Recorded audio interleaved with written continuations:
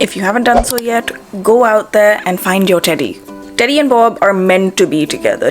One Earth, 7 seas, 196 countries. And somehow, I was lucky enough to meet you. I'm just gonna dive in with my best point. They argue correctly. I don't want it, Bob. I'm declining politely. Just take one shot, Teddy. I don't like those tiny cups. Just drink one! They make it look like I have giant hands. Come on! Leave me alone! Ugh, fine. Really? They argue really, really well.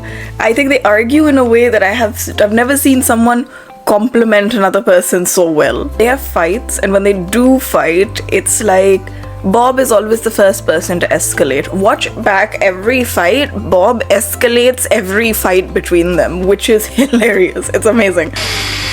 Oh well. There's nothing any of us could have done. You. What? Me? You. And they're at each other's throats when they're fighting, and they're so the rage is so intense when they're fighting. Get out! So I should go? And as quick as it comes, within a minute it's squashed as well, and it's like, oh, my bad, I'm sorry, yeah, I got a bit heated over there, are we cool, are we good? And that's what I really love about this dynamic, because the sign of a good friendship is when you can disagree with a person from your point of view and still move forward. You can have healthy disagreements, you can forgive each other for the disagreements that you have.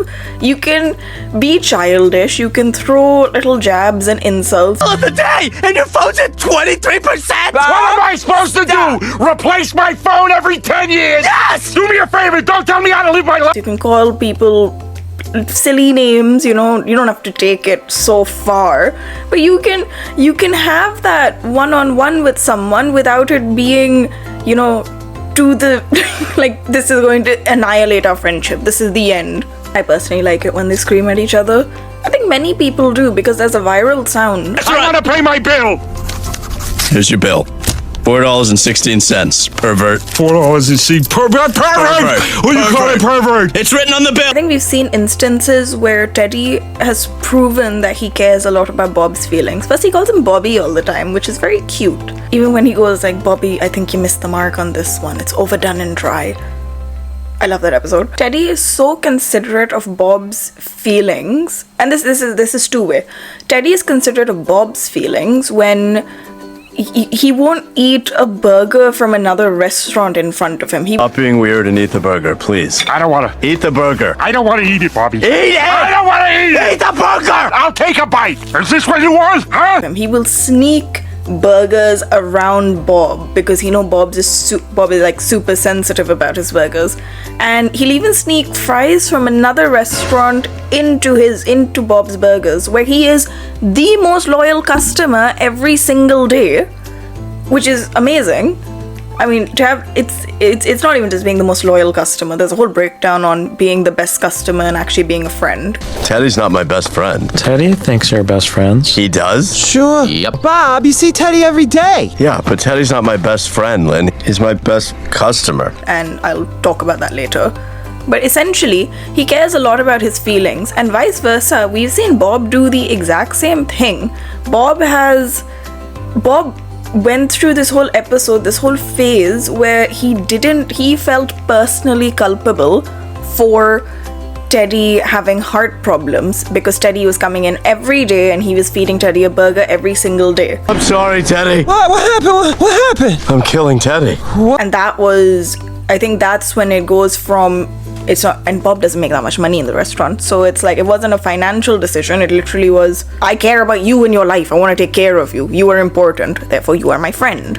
And he went through this whole like journey to figure out, no, it's not my best customer, this is my friend. So going back to my original point, someone that you can argue with really, really well and squash as quickly as you start an argument, someone who cares about you deeply as a person, cares about your health, cares about your well-being, cares about your feelings, cares about things that you're interested in, sensitive about.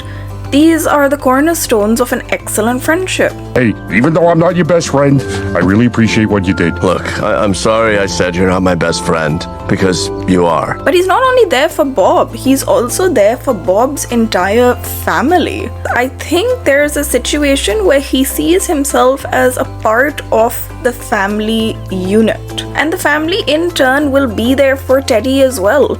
They helped clean his house when his own mother and family were coming over for Thanksgiving. And in that, they found out why Teddy is the way he is. Well, if keeping stuff to fix helps get you through the day, then what's the big deal? It isn't hurting anybody, right? Yeah, we all have our thing. They go out of their way. They shut down the restaurant to go out of their way for Teddy, to make sure that he's okay, because they want him to feel like he's a part of things as well. We took a last-minute trip, but we made you a burger and we put it in the fridge in our apartment. Use the key we gave you that one time that you never gave back to let yourself in. Eddie is a complimentary character in my opinion. I feel that in a lot of shows you see characters as a comic relief to the main character or comic relief just in general, but Teddy has dimensions, and this friendship also has layers and dimensions in it, which makes it very heartwarming, I would say. Teddy is invested in Bob's dreams, and Bob will not mess up things for Teddy when it's a work-related instance as well. He will let Teddy go to, he'll fall into any schemes that Teddy wants to do. I think he wanted to one time install like a giant spider outside the restaurant for free just because he was competing with the neighboring mechanic who put up like a mechanical bat. And there was a time where Teddy got a job and Tob? Wow. It's really, I'm filming this before work. I'm filming this before going to work because it's super early. Well, Tob and Baby. That's such a bad. I'm gonna cut that out. Well, Bob and Teddy. What was I even saying? Bob and Teddy. Okay. Shh. Think I was saying he goes on. There was an episode where. So there's two episodes that's actually very important. The first one is there's an episode where Bob goes on this journey to find Teddy when he's trapped in this. Like, he got trapped behind a door, but it was also him trying to be a bit sneaky. Like, Bob couldn't actually be there because he was trying to get himself, like, this perfect job. And essentially, Bob used all of Teddy's little tips and tricks to find out where he was, and then keep everything a secret, just so that Teddy could get a recurring job with a recurring high-paying job. And also Teddy is the mechanic for everything in the restaurant. It's a given. And even in the movie, it was Teddy who made the effort to save the day for Bob by building something. Maybe Bob fuels Teddy with burgers, and Teddy builds a life for Bob. Okay, this is a stretch. Forget this. There was a very funny episode where it was Teddy's hammer versus Bob's knife, which I just like. Go! Chop, chop, chop, chop, chop! Ding! Hammer time! Click! Die! That's not getting stronger! I'm mentioning it because I liked it, okay? I like the fact that you had a whole, like, these people are fighting over a knife and a hammer or a nail or whatever it was, and I liked it. I like that you can have those kind of disputes. And I ruined his whole countertop, but it was worth it for ego, and that's how your friends are someone you can also be competitive with in that realm. So we've already seen the dynamic when Bob was worried about his health, Teddy's health, and taking care of him. But there's a whole new dynamic where Bob goes on a trip with Teddy, like a car ride with Teddy, and he has this misconception that Teddy is this lonely character that doesn't make friends and is just someone who comes to the restaurant because he has nothing better to do. And it's the first time he sees Teddy through a new lens, that Teddy's got a whole life outside of him and outside of the restaurant, and Teddy is very social with people. He is charismatic in his own way. He can hold his own. And I think that was a very important experience for Bob to have, because he needed to realize that he's not doing Teddy a favor by being friends with him, and Teddy's not doing Bob a favor either. Teddy is just who he is, just that personable.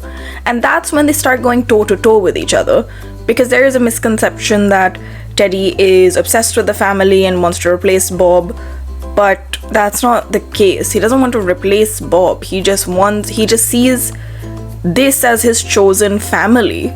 And by extension, this as his chosen best friend, which is lovely. And I think we also agree that Bob, the way Bob acts with Teddy, he doesn't really, well, no, he acts like this with everyone. He's insane. Good! I want to review you! Yeah! I'm gonna review everyone! You're getting it! Overdone and dry! Overdone and dry! Overdone and dry! Overdone and dry! But the way Bob acts with Teddy, you know, whether he said it or he doesn't say it, that is his best friend too. And what's interesting is that it comes into like a weird threesome, because it's like Teddy also views Linda as a very, very close friend. Both of you are nuts. Ooh, is the car a ghost too? Teddy, what do you think? Ghost car. Oh my god. Ghost car. And obviously, Bob's best friend is Linda as well. So it's like almost he manages to insert himself in a dynamic of a marriage. Don't you see what's happening? She started us against each other. You are! Oh, I am not. Teddy says that every day. You witch. But not in a creepy way, like, you know. And the reason I say not in a creepy way is because they're not creeped out. If they're not creeped out by it, they're the best judges of character for it. You know, even when he says, I'll watch you while you sleep, they're just gonna be like, nah, you don't need to do that.